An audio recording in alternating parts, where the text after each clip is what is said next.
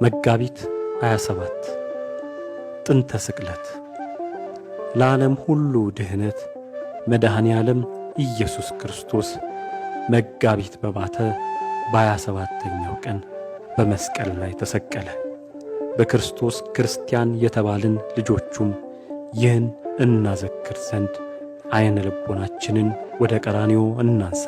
ይህ ቀን ስለ ክርስቶስ ሕማም ስለ መከራ መስቀሉና ስለ ሞቱ የተነገሩት ትንቢቶችና ምሳሌዎች ሁሉ የተፈጸሙበት ሰማያዊ አምላክ ስለ ሰው ልጆች ፍቅር ሲል ልዩ ልዩ ጸዋትወ መከራዎችን የተቀበለበትና በሞቱ ሞትን ሽሮ የአዳምን ዘር ሁሉ ከሞት ሞት ያዳነበት ለዓለሙ ሁሉ ፍቅሩን የገለጠበት በመስቀል ላይ ባፈሰሰው ደሙም ዓለምን ነፃ ያወጣበት በአጠቃላይ 13ቱን ሕማማተ መስቀል በትዕግሥት ተቀብሎ ቅድስት ነፍሱን ከቅዱስ ሥጋው በገዛ ፈቃዱ የለየበት የስቅለቱና የሞቱ መታሰቢያ የሚከበርበት ቀን በመሆኑ ጥንተ ስቅለት ተብሎ ይጠራል።